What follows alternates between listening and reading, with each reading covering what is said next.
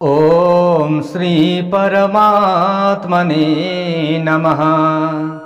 शान्ताकारं भुजगशयनं पद्मनाभं सुरेशं विश्वाधारं गगनसदृशं मेघवर्णं शुभांगं लक्ष्मीकान्तं कमलनयनं योगिभिर्ध्यानगम्यं वन्दे विष्णुं भवभयहरं सर्वलोकैकनाथं।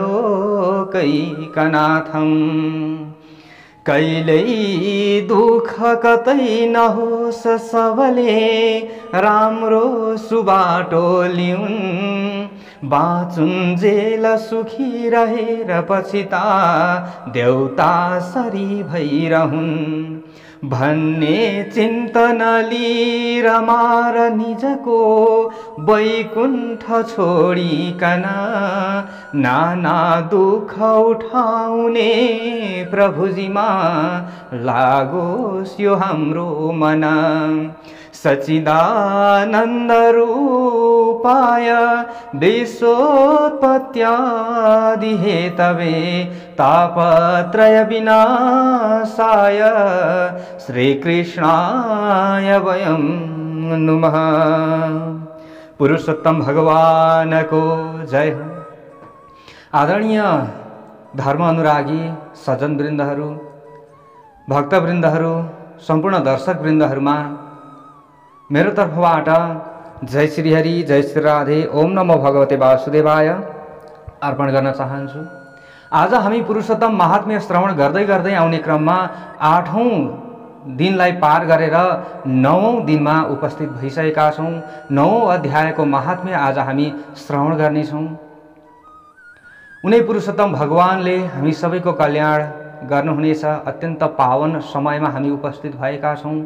हिजोका प्रसंगमा उनै मेधावी ऋषिको देहान्त भइसकेपछि बालिकाले धेरै चिन्ता गरिन्।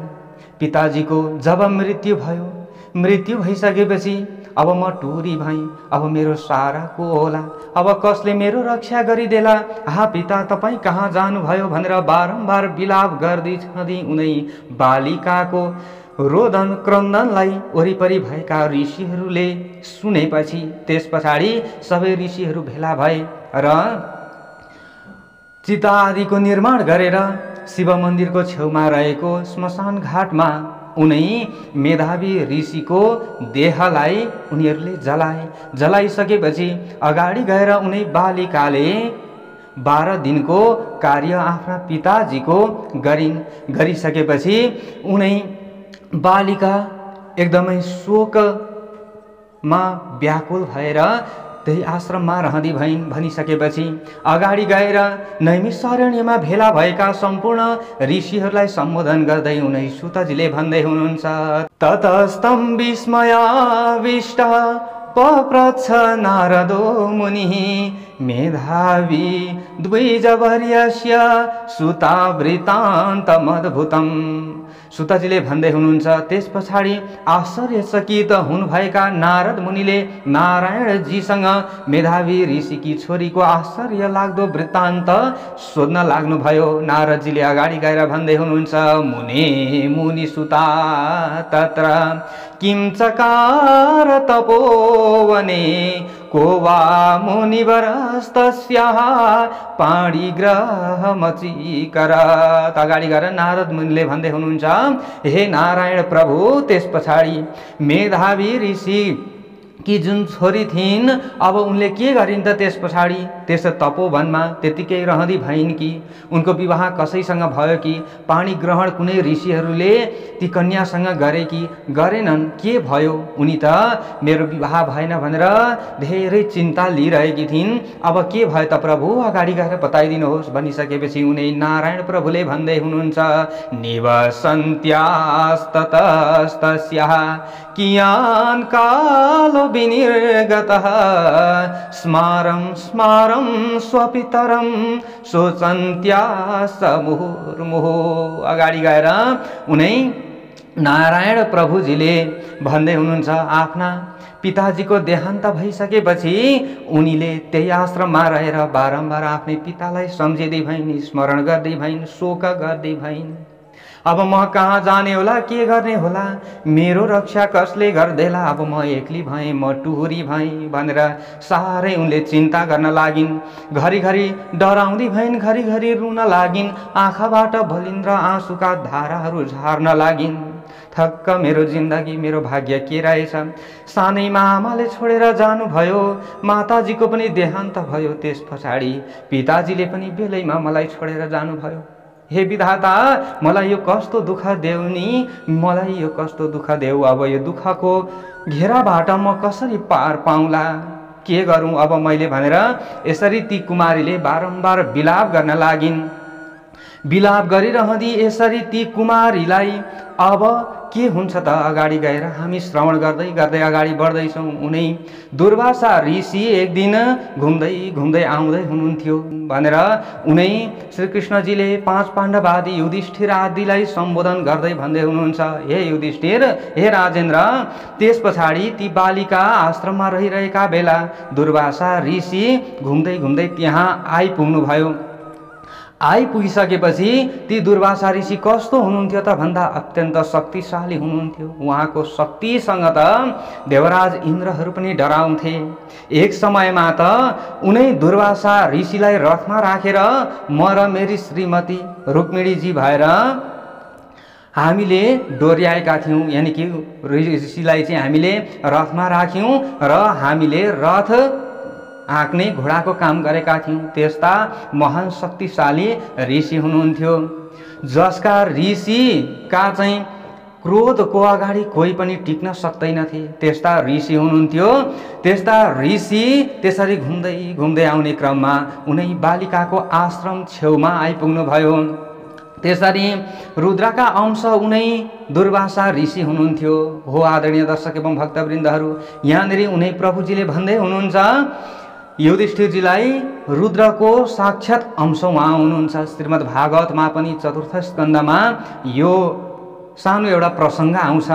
अत्रे पत्न्यनसूयात्रिन् जज्ञेषु यशसः सुतान् दत्तं दुर्वाससं सोम मात्मेश ब्रह्म सम्भवान्। 4th स्कन्धको 1 अध्यायमा त्यहाँनिर पनि वर्णन आउँछ कि अत्रि ऋषि र अनसुयाका गर्भबाट महान 3 जना पुत्रहरू जन्मिनु भएको थियो। उनै विष्णुजीका अंशबाट दत्तात्रेयजी आउनु भएको थियो पृथ्वीलोकमा र उनै शिवजीका अंशबाट उनै दुर्वासाजी आउनु भएको थियो र उनै ब्रह्माजीका अंशबाट चन्द्रमाजी आउनु भएको थियो। श्रीमद् भागवतमा पनि यो प्रसङ्ग आउँछ। उनै दुर्वासाजीको धेरै लीलाहरू हामीले श्रवण गर्न पाउँछौँ। 9औं स्कन्धमा पनि उनै दुर्वासाजीले अम्बरीशलाई क्रोध देखाएका कारणले गर्दा अगाडि उनै प्रभुजीको सुदर्शन चक्रले दुर्वासाजीलाई धेरै दुःख दिएको प्रसङ्गहरू हामीले श्रीमद् भागवतमा श्रवण गरेका छौँ। भगवान भन्नुहुन्छ म त भक्तको अधीनमा छु। यहाँनिर भगवान श्रीकृष्णजीले युधिष्ठिरजीलाई पनि त्यही भनिराख्नु भएको छ, म त भक्तको अधीनमा छु, पदार्थको भोको होइन, म त भक्तिको अधीनमा र भक्तको अधीनमा छु। दुर्वासा ऋषिले अम्बरीश राजालाई उहाँले दुःख दिनुभयो एकचोटिको समयमा। अब कथा त्यतापट्टि धेरै लामो छ, त्यतापट्टि नमोडौँ, छोटो म हजुरहरूलाई श्रवण गराउन चाहन्छु कि एकादशीको उहाँले व्रत लिनुहुन्थ्यो। द्वादशी विद्या एकादशीको उहाँले व्रत लिनुहुन्थ्यो। एक समय दुर्वासा ऋषि घुम्दै घुम्दै अम्बरीश महाराजकामा आइपुग्नु भयो। व्रतको पारायण हुने बेला भएको थियो। उहाँ नुहाउन जानु भएको थियो दुर्वासा ऋषि र फर्केर आउँदाखेरि उहाँले भगवानको चरणामृतलाई ग्रहण गरेर व्रत खोल्नु भएको थियो। पछाडि उनी दुर्वासा ऋषि स्नान गरेर आइसकेपछि उहाँलाई क्रोध आयो, अरे म बेगर त्यतिकै पारायण गर्ने, मलाई नसोधी पारायण गर्ने भनेर आफ्नो जटाबाट चाहिँ एउटा रौँ उखालेर भुइँमा पछार्नु भयो र त्यहाँबाट एक कृत्य उत्पन्न भएर चाहिँ राजालाई खानका लागि अगाडि बढिसकेपछि भगवानले त्यतिखेरै सुदर्शन चक्रद्वारा ती दुष्टको नाश गर्नुभयो। त्यस पछाडि चक्रले दुर्वासा ऋषिलाई खेदाउन लाग्यो। दुर्वासा ऋषिले धेरै लोकहरू भ्रमण गर्नुभएको छ। त्यो समयमा हामीले दिव्य कथाहरू श्रवण गरेका छौँ। श्रीमद् भागवतमा धेरै लोकहरू यसरी भ्रमण गर्नुभयो। उहाँले ब्रह्माजीको शरणमा जानुभयो, तर ब्रह्माजीले पनि उहाँको रक्षा गर्नु भएन। तिमी किन भागिरहेका छौ, के को कारणले भागिरहेका छौ भनेर ब्रह्माजीले सोद्धाखेरि उनै दुर्वासा ऋषिका पछाडि सुदर्शन चक्र आउँदै गरेको देखिसकेपछि ब्रह्माजीले पनि हात जोडिहाल्नुहुन्थ्यो। मेरो बसको कुरा रहेनछ यो त। जसलाई तिमीले अपमान गरेका छौ उसैको शरणमा जाऊ, अथवा जुन सुदर्शन चक्रले तिमीलाई खेदाइरहेको छ, जसको सुदर्शन चक्र हो उहाँकै शरणमा तिमी जाऊ, अनि मात्रै रक्षा हुन्छ भनिसकेपछि फेरि त्यहाँबाट घुरेर शङ्करजीको शरणमा दुर्वासाजी जानुभयो। शङ्करजीले पनि त्यसै भनिदिनु भयो, मबाट त तपाईँको रक्षा हुन सक्दैन, जसको सुदर्शन चक्र हो उहाँकै शरणमा जानु भनिसकेपछि अन्तिममा हार खाएर पसिनै पसिना भएर दुर्वासा ऋषि फेरि वैकुण्ठ गएर उनी नारायण प्रभुको शरणमा पर्नु भएको थियो, चरणमा पर्नु भएको थियो। हे प्रभु, तपाईँको सुदर्शन चक्रले मलाई खेदाइ छ, म थकित भइसकेँ, म गलित भइसकेँ, हे प्रभु मेरो रक्षा गरिदिनुहोस्, हे प्रभु मेरो रक्षा गरिदिनुहोस् भनिसकेपछि त्यस पछाडि उनी नारायण प्रभुले के भन्नुभएको छ त? के भन्नुभयो होला त्यस पछाडि? हेर्नुहोस् है। अहम भक्त पराधीनो स्वतन्त्र इव द्विजा साधुभिर्ग्रस्त हृदयो भक्तैर्भक्तजन प्रिया। हे दुर्वासा ऋषि, हे प्रभु मेरो अधीनमा त सुदर्शन चक्र अब रहेन। कसको अधीनमा रह्यो? मेरो भक्तको अधीनमा रह्यो। हेर्नुहोस् है, किनकि म पनि भक्तको अधीनमा छु। अहम भक्त पराधीनो हि अस्वतन्त्र इव द्विजा। हे द्विज श्रेष्ठ, हे ऋषिजी, म पनि स्वतन्त्र छुइनँ, म अस्वतन्त्र छु, म भक्तहरूको पराधीन छु। भक्तहरूले मलाई सजिलै बसमा पार्न सक्दछन्। हेर्नुहोस् त, उनी यशोदा मैयाले श्रीकृष्णजीलाई बान्नु भएन त? एउटा डोरीले बान्नु भयो। भक्तको अधीनमा भगवान हुनुहुन्छ, स्वयं भगवानले भन्नुभएको छ।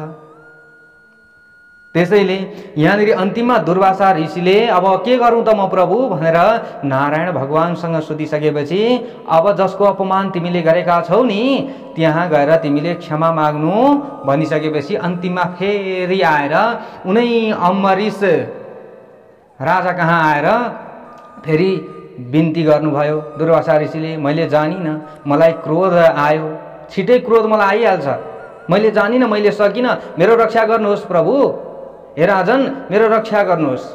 तपाईँ त भगवानले पनि भन्नुभयो तपाईँको अधीनमा त उनी नारायणजी पनि हुनुहुन्छ अरे, तपाईँ त शक्तिशाली हुनुहुँदो रहेछ, मैले चिन्न सकिनँ, मैले भगवानको भक्तलाई चिन्न सकिनँ भनेर उनी सुदर्शन चक्रलाई शान्त गराउनका लागि अम्बरीश महाराजसँग उनी दुर्वासा ऋषिले बिन्ती गर्नुभएको थियो। यस्ता विविध लीलाहरू कथाहरू रहेका छन् दुर्वासा ऋषिसँग जोडिएका। हेर्नुहोस्, यहाँनिर उनी भगवानले पनि के भन्नुभएको छ त युधिष्ठिरजीलाई भने, मैले र मेरी श्रीमती रुक्मिणीजीले घोडा बनेर दुर्वासा ऋषिलाई रथमा राखेर हामीले दौडाएका थियौँ, त्यति महान हुनुहुन्छ दुर्वासा ऋषि भनेर भन्दै हुनुहुन्छ।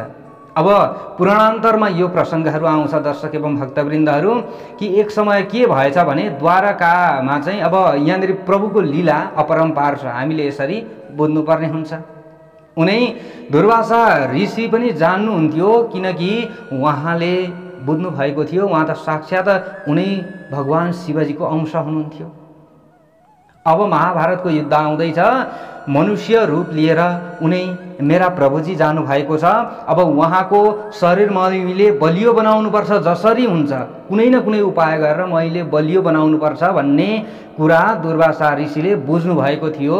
र त्यस पछाडि भगवानको इच्छाले उहाँले द्वारकामा जाने निधो गर्दै हुनुहुन्थ्यो। त्यही समयमा भगवान श्रीकृष्णजीलाई पनि इच्छा भयो, उनै रुक्मिणीजीलाई पनि इच्छा भयो कि दुर्वासा ऋषिजीलाई बोलाएर, यी दुर्वासा ऋषि साह्रै छिटा रिसाउँछन्, यानि कि छिटो रिसाउँछन्, यिनलाई बोलाएर भोजन गराउनु पर्यो, यिनको सेवा गर्नु पर्यो, के छ देवीजी तिम्रो विचार भनेर रुक्मिणीजीलाई सोध्नुभयो। भगवान श्रीकृष्णजीले सोधिसकेपछि हुन्छ नि प्रभु हजुरको इच्छा भनिसकेपछि त्यस पछाडि रुक्मिणीजीको आज्ञाले प्रभु श्रीकृष्णजीले दुर्वासा ऋषिलाई लिन पठाउनु भयो आफ्ना अनुयायीहरूलाई। त्यस पछाडि उनी मुनिजी आउनुभयो र भगवानका अगाडि आएर नमस्कार गर्नुहुन्छ।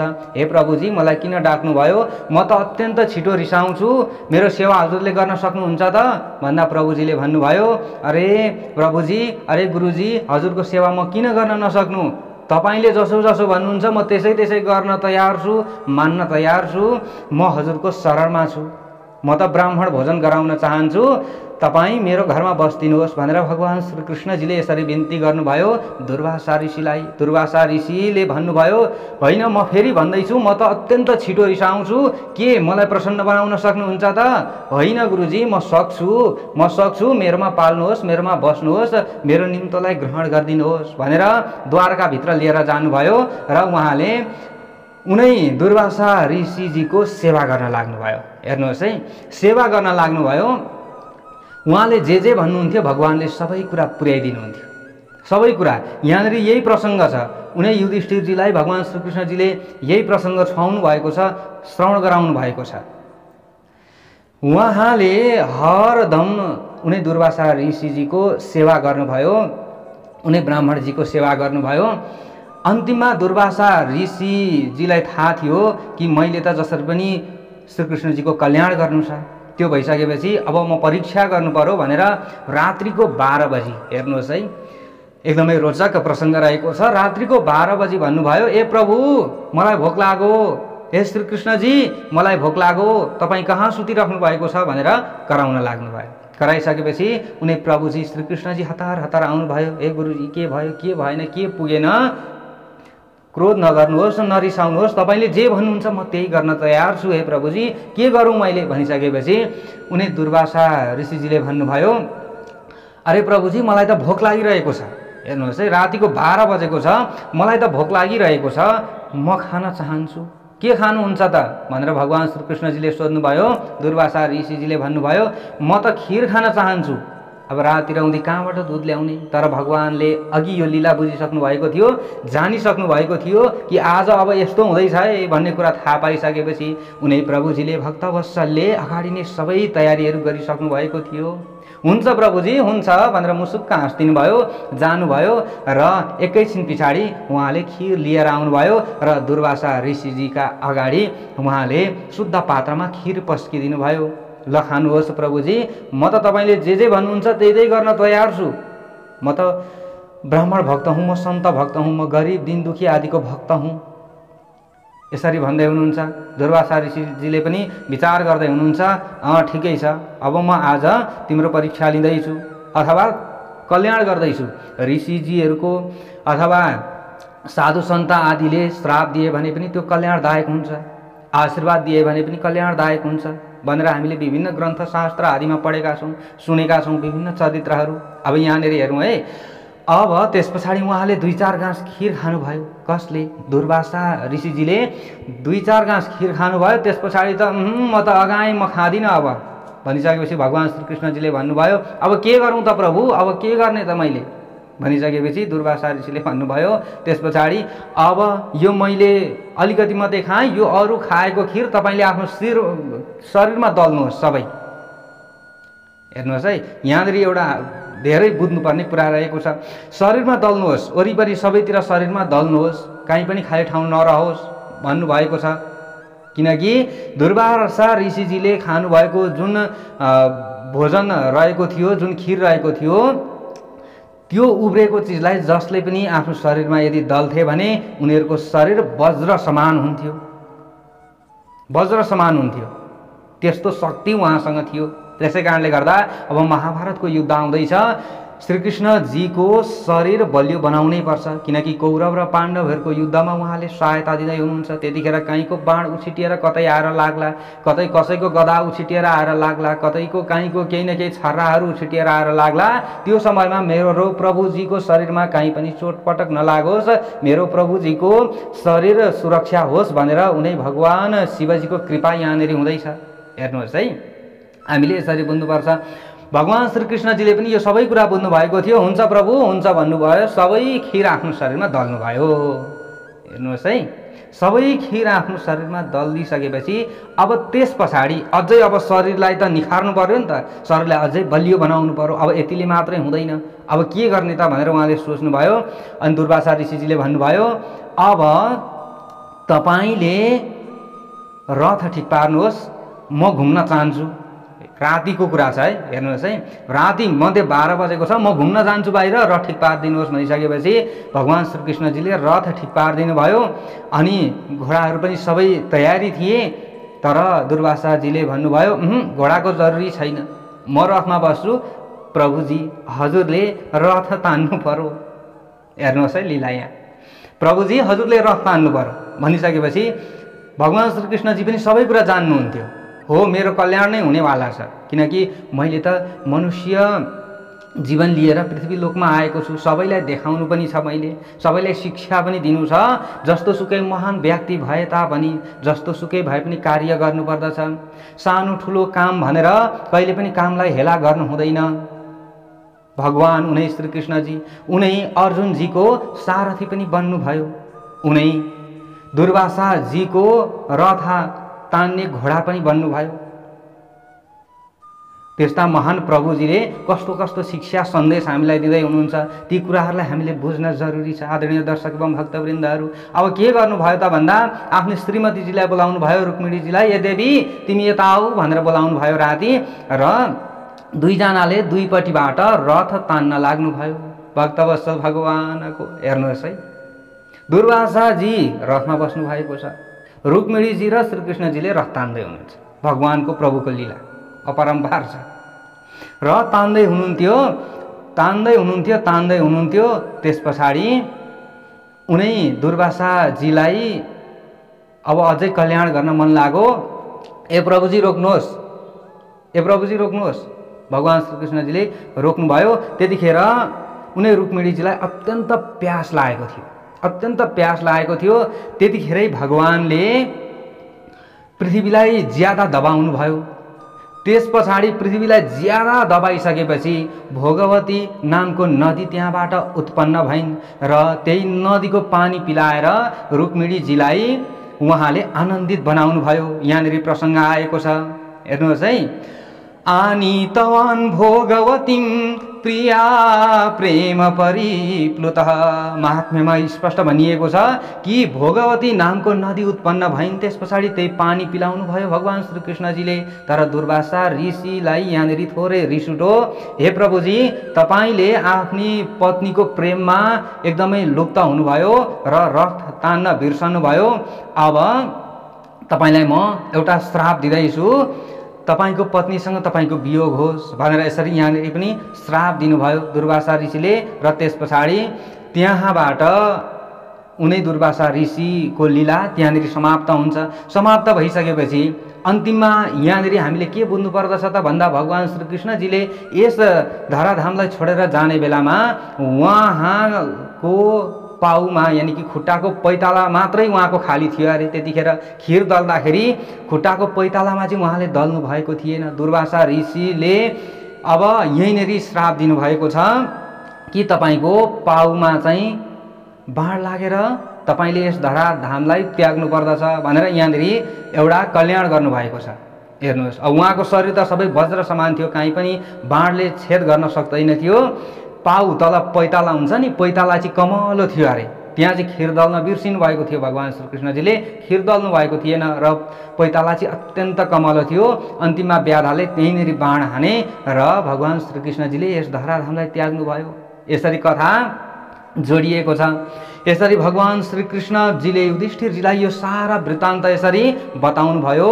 उहाँ त्यस्ता प्रभावशाली हुनुहुन्छ दुर्वासा ऋषि। उहाँ घुम्दै घुम्दै घुम्दै घुम्दै कहाँनिर आउनुभयो त भन्दा जहाँ बालिका रोइरहेकी थिइन् जुन आश्रममा, त्यही आश्रममा दुर्वासाजी आउनुभयो। आइसकेपछि उनी कुमारीले उनी दुर्वासाजीलाई देख्ने बित्तिकै प्रणाम गरिन्, नमस्कार गरिन्, दण्डवत गरिन्, ढोगिन् र उनी बालिकाले भन्न लागिन्, नमो नमस्तेस्तु महाभाग अत्रिगोत्र दिवाकर अनसूया गर्भजात मुनि श्रेष्ठ तपोधन। बालिकाले भनिन्, हे महाभाग, हे महोदय, हे अत्रि गोत्रका सूर्य, हे अनसूयाका पुत्र, हे तपोधन, हे मुनि श्रेष्ठ, हजुरलाई बारम्बार प्रणाम छ। हजुरहरू जस्तो महान व्यक्तिको त दर्शनले मात्रै पनि हाम्रो कल्याण हुन्छ भने तपाईँ त साक्षात् मेरो आश्रममा आउनु भएको छ। हजुरहरूले टेकेको धुलोले पनि हामी पवित्र बन्दछौँ। त्यो धुलो हाम्रो शरीरमा लाग्यो भने हामी अत्यन्त पवित्र बन्दछौँ। हे ब्राह्मण, हे ऋषि, हे तपोधन,